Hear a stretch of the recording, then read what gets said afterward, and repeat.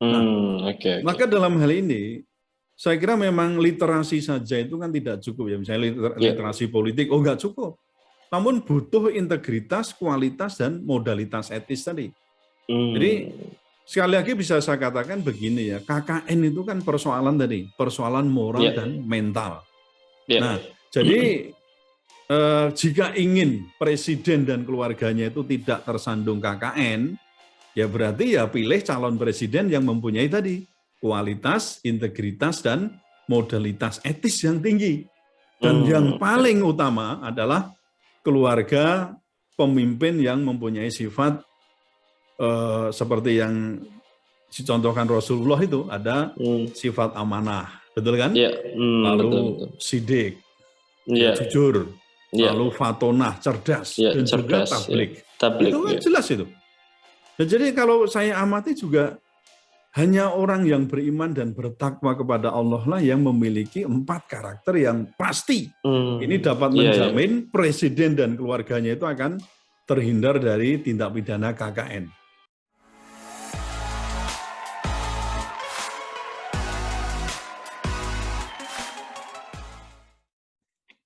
Ya.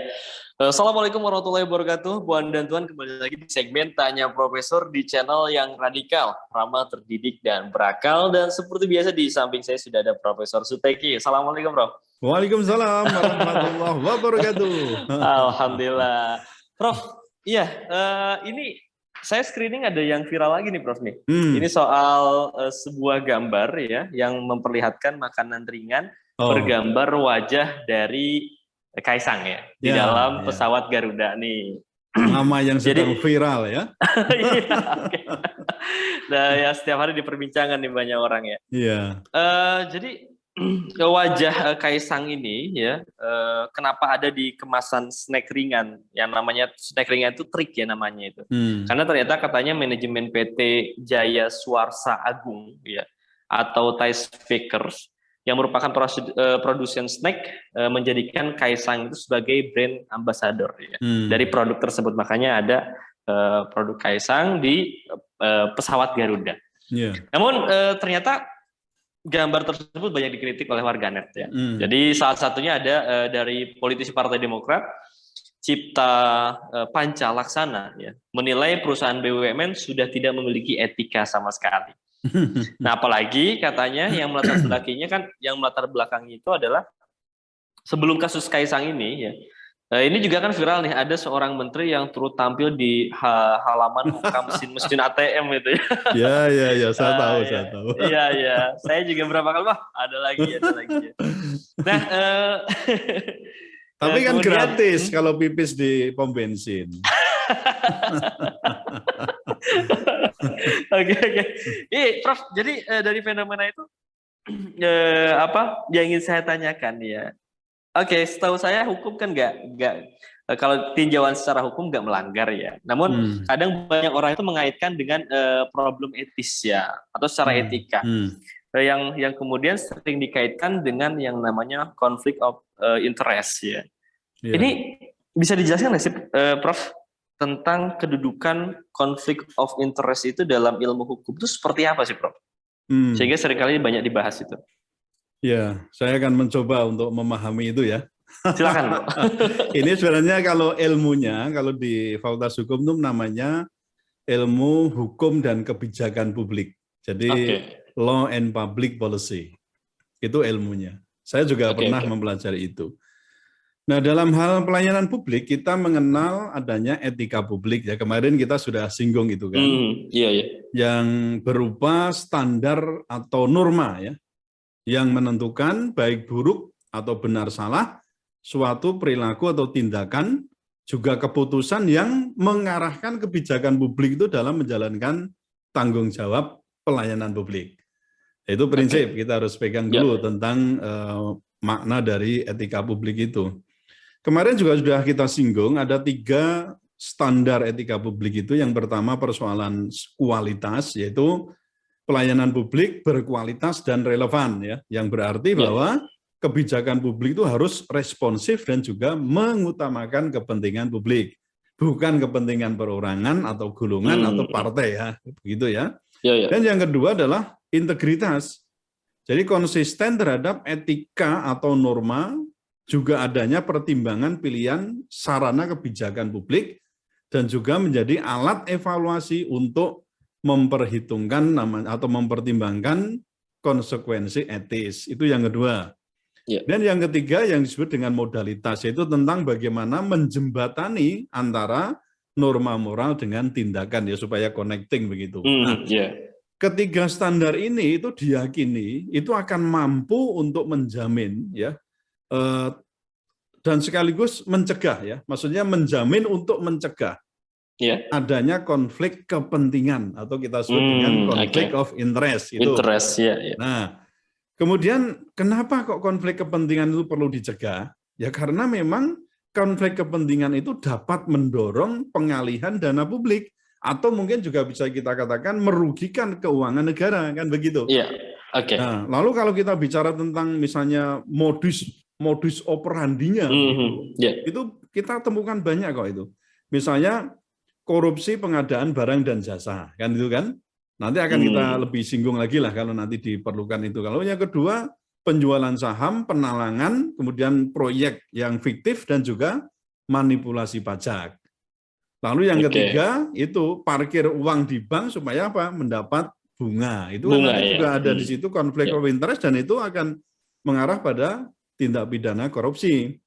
Lalu ada konflik kepentingan yang saya jelaskan itu mencolok banget, misalnya apa? Pendanaan ilegal, secara ilegal itu terhadap partai politik gitu ya. Kemudian juga misalnya penguasa tapi sekaligus pengusaha. Oh, itu kental banget itu. Itu di situ ada konflik of interest. Ini nanti akan menyinggung persoalan ini nanti, ya. Kemudian juga ada konflik kepentingan yang tersamar, misalnya calo anggaran, ya, ada mencari posisi jabatan, ada kemudian kalau kita, ya, saya nggak menduga dulu bagaimana, ya, misalnya ada studi banding itu, ya, studi banding. Ya, turisme tapi berkedok studi banding itu, jadi sebenarnya tour itu. Dulu ada malah yang mengatakan begini, iya itu workshop itu apa? Workshop itu artinya yang sebagian work, sebagian shopping gitu. Banyak shoppingnya daripada worknya gitu. Baik. Itu biar aja, maaf ya, untuk canda aja. Nah, itu saya kira juga merupakan modus operandi yang tadi berawal dari ketiadaan etika publik, kemudian muncul konflik kepentingan, yang ini nanti bisa mengarah pada kerugian keuangan negara yang tadi modus operandinya bisa macam-macam tadi. Baik. Prof, ya ini masih ada kaitannya dengan etika publik, ya. Jadi kan beberapa kali pernah menyinggung, bahkan memberikan contoh soal perdagangan pengaruh nih, Prof. Dalam hukum nih. Yang saya tanyakan, perdagangan pengaruh dengan privilege itu bedanya apa gitu, Prof? Begitu ya. Jadi pencegahan utama munculnya KKN itu sebenarnya kan dari aspek mental dan moral. Ya, aspek mental dan moral. Maka tadi kan connecting ke etika publik tadi kan. Ya, namun dalam hal ini saya kira kok ya tidak cukup kalau kita hanya persoalan mental dan moral. Nah, masih dibutuhkan apa? Aturan yang bersanksi berat sekaligus penegakannya yang tegas tanpa pilih kasih. Nah, itu nanti akan lebih efektif juga untuk mengurangi, bahkan ya mulai dari mencegah sampai menanggulangi secara kuratif terhadap corruption atau KKN secara lebih luas itu. Nah, secara sosiologi sebenarnya kan wajar ya ketika misalnya seorang keluarga atau bisa dikatakan kroni kekuasaan itu mempunyai pengaruh atau influence gitu ya. Influence, tapi bukan influencer ya. Ini influence ya, punya pengaruh. Dalam apa? Dalam hal penyelenggaraan pelayanan publik gitu. Misalnya tidak diminta saja, Mas, itu orang yang punya kekuasaan kayak gitu ya, atau keluarga pemegang kekuasaan di situ.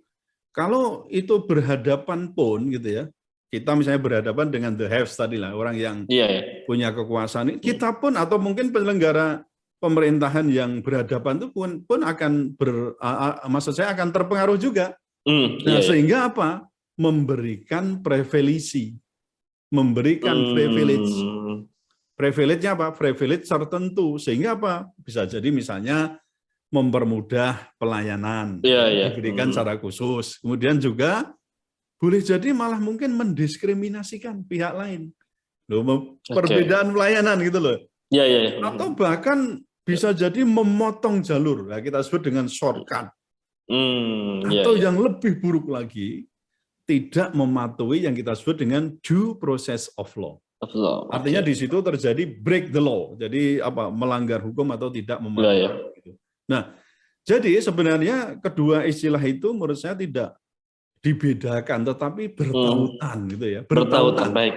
Ya, jadi tidak dibedakan. Jadi nalarnya kan oleh karena ada pengaruh yang diperdagangkan, yang kita sebut dengan influence in trading, atau orang juga menyebut trading influence gitu ya, atau influence trading gitu ya. Tapi ini biasa disebut dengan influence in trading.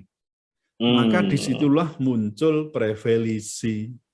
Kita nyambung ya itu ya. Jadi sudah connecting di sini ini. Oke, paham. Saya paham, Bro. Oke, baik. Yang ini saya kan lebih jauh gini, Prof, untuk kita lebih mendalami konflik of interest ini.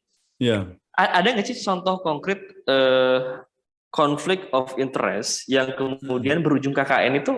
Contohnya apa, Prof? Kalau yang pernah terjadi?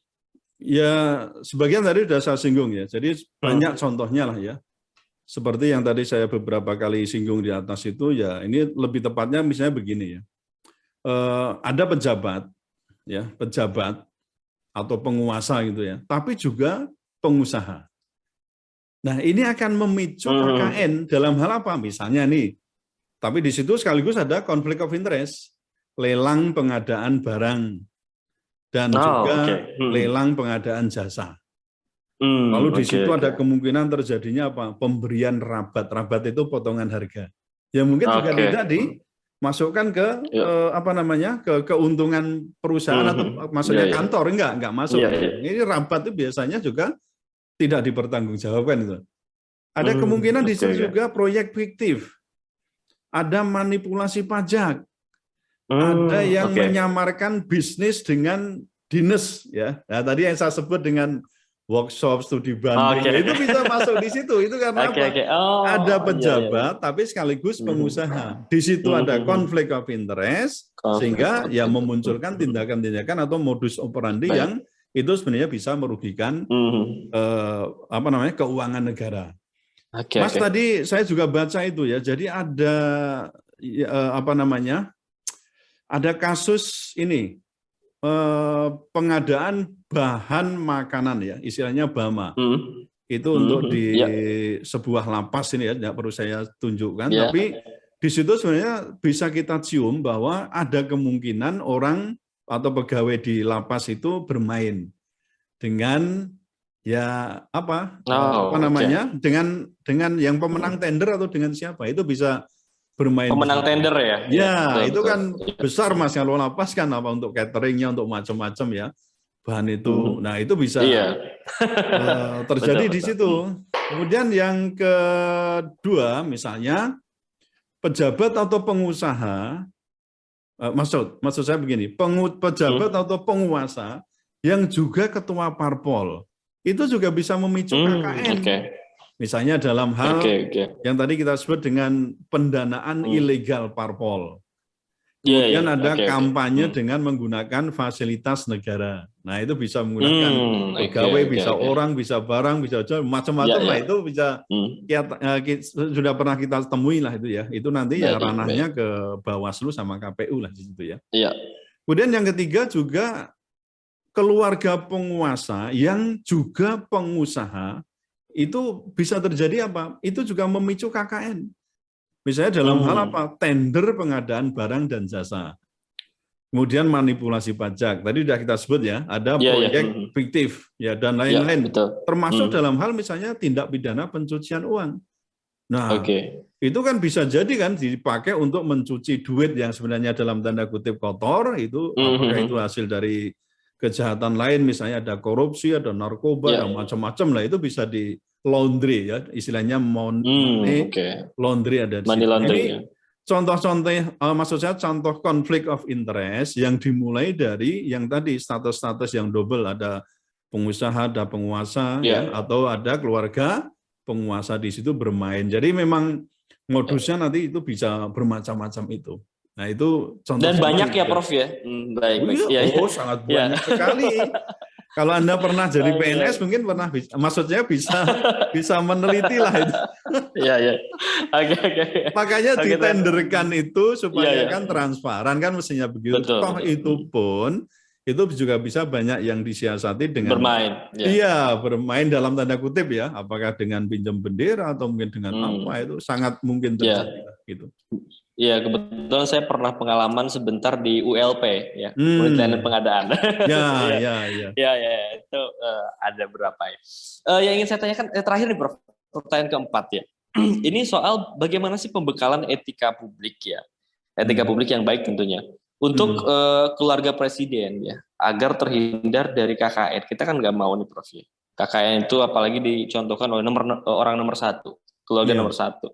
Jadi etika publik yang benar itu seperti apa sih Prof untuk keluarga presiden?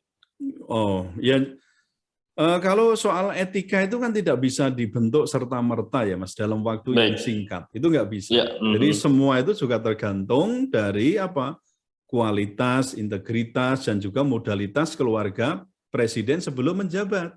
Itu nggak bisa tiba-tiba jadi presiden kemudian nggak bisa. Nah kita lihat juga namanya track record-nya bagaimana.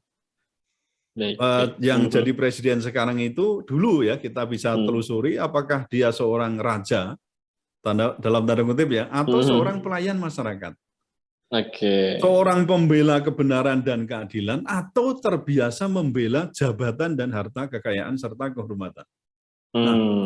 Maka dalam hal ini saya kira memang literasi saja itu kan tidak cukup ya, misalnya literasi politik nggak cukup. Namun butuh integritas, kualitas, dan modalitas etis tadi. Jadi sekali lagi bisa saya katakan begini ya, KKN itu kan persoalan tadi, persoalan moral dan mental. Nah, jadi jika ingin presiden dan keluarganya itu tidak tersandung KKN, ya berarti ya pilih calon presiden yang mempunyai tadi kualitas, integritas, dan modalitas etis yang tinggi. Dan yang paling utama adalah keluarga pemimpin yang mempunyai sifat seperti yang dicontohkan Rasulullah itu ada sifat amanah, betul kan? Lalu sidik, jujur, lalu fatonah, cerdas, dan juga tablik. Itu kan jelas itu. Dan jadi kalau saya amati juga hanya orang yang beriman dan bertakwa kepada Allah lah yang memiliki 4 karakter yang pasti. Ini dapat menjamin presiden dan keluarganya itu akan terhindar dari tindak pidana KKN. Selebihnya itu kalau boleh saya katakan di sini, maka kita sebut namanya shame culture. Jadi budaya malu. Itu memang harus dimiliki oleh presiden dan juga keluarganya. Apa itu? Malu misalnya tidak mampu meriayah masyarakat atau melayani masyarakat yang telah memberikan amanah itu. Malu mempengaruhi publik misalnya atas dasar pengaruh keluarga. Terhadap apa ya? Terhadap pelayanan publik sekalipun itu adalah foto anaknya di kemasan jajanan. Ya kan? Itu sekalipun begitu harus kalau kita mau punya namanya shame culture ya kita lebih baik jangan di ini kan, kan kalau mau begitu gitu ya. Jadi lebih baik memang itu dihindarkan karena apa tadi? Takut terjadi konflik of interest. Baik, menarik. Shame culture ya, saya baru. Shame culture. Oke, Prof Suteki, terima kasih 4 pertanyaan sudah saya sampaikan dan ini juga buat Puan dan Tuan yang menonton video ini sampai selesai, tetap setia di channel Prof Suteki ini karena kita akan mengulas berita-berita viral secara radikal, Prof. Ramah, terdidik dan berakal. Oke, dan juga terima kasih atas waktu yang disempatkan untuk menonton, untuk Prof Teki dan Puan dan Tuan. Jangan lupa untuk like, komen, share, dan juga subscribe channel Prof. Suteki ini. Mudah-mudahan bermanfaat untuk semuanya. Saya pamit undur diri. Terima kasih. Assalamualaikum warahmatullahi wabarakatuh. Waalaikumsalam warahmatullahi wabarakatuh. Oke, alhamdulillah.